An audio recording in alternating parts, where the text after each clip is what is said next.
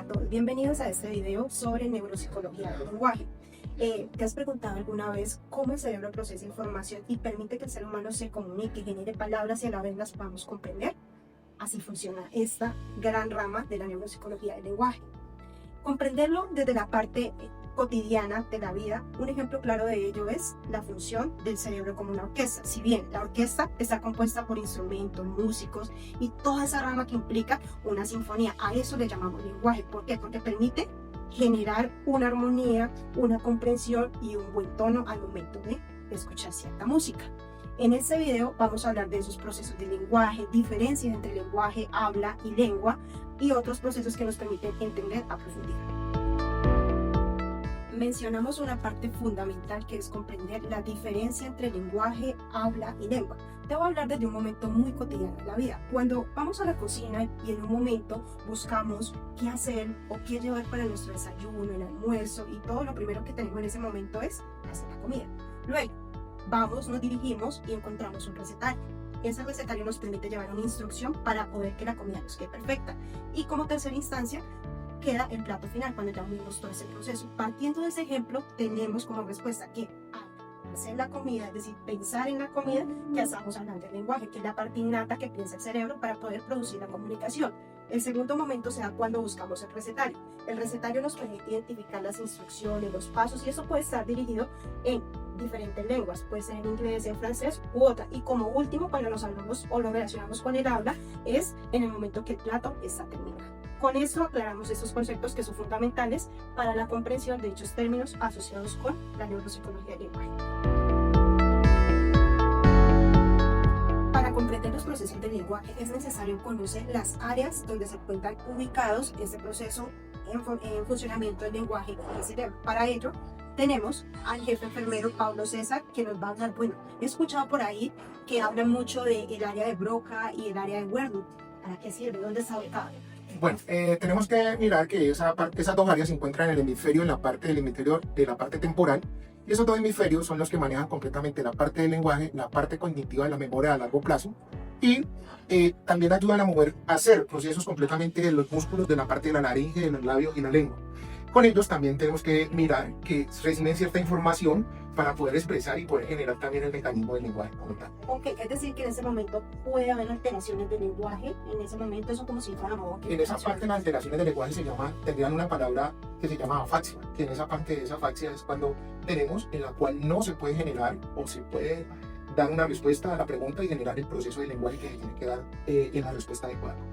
Ok, dentro de la comprensión como tal que es ubicada en el área de Wernicke, podemos decir un ejemplo cuando le preguntamos a nuestra abuela que lleva varios días en el hospital, ¿cómo estás? Y la respuesta de ella puede ser así: el perro salió de la casa. Ahí está ya una fase incluida. Sí, eso es una fase porque de igual manera pues no hay comprensión en el momento y no está dando una respuesta adecuada como tal a la pregunta que se está haciendo efectivamente. Ok, otro proceso es la expresión, que es la parte del área de Broca, donde la persona te está entendiendo lo que te está emitiendo el mensaje en este momento.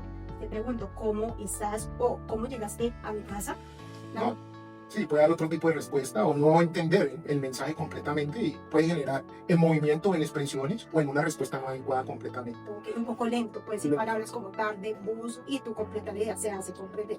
Eso es parte fundamental para comprender cómo funciona la comprensión y la expresión dentro del lenguaje.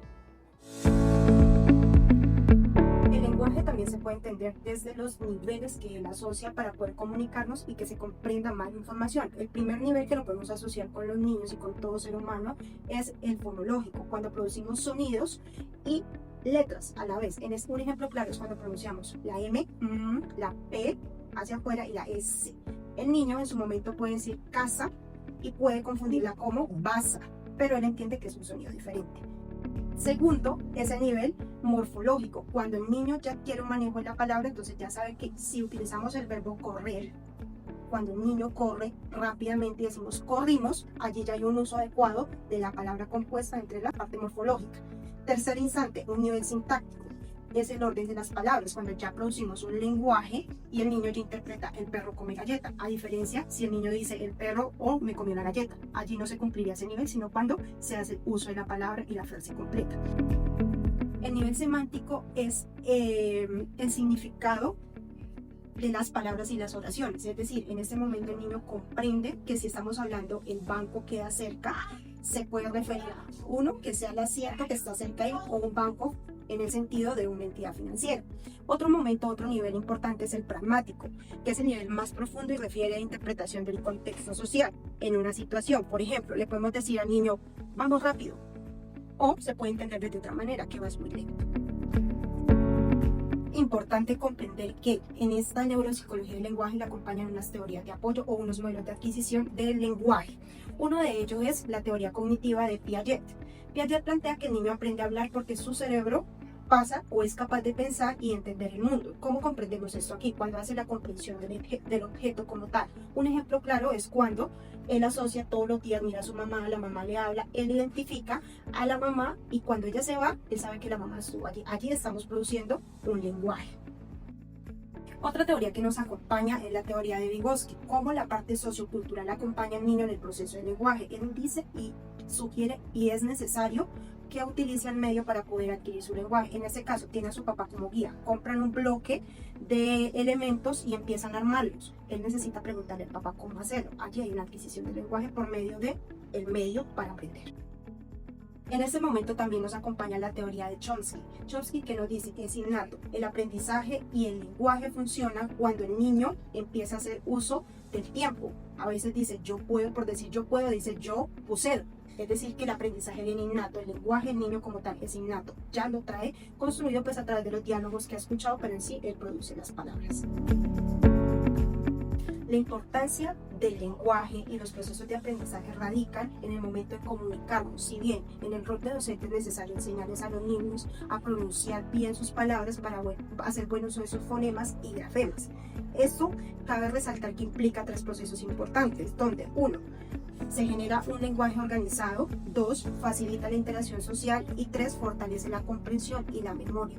Es un conjunto para todo el conocimiento que traemos. No solamente funciona el cerebro aparte, la memoria aparte, sino que trabaja memoria, lenguaje, parte auditiva y todas las áreas en promoción a una comunicación sana y armoniosa para el niño. Gracias.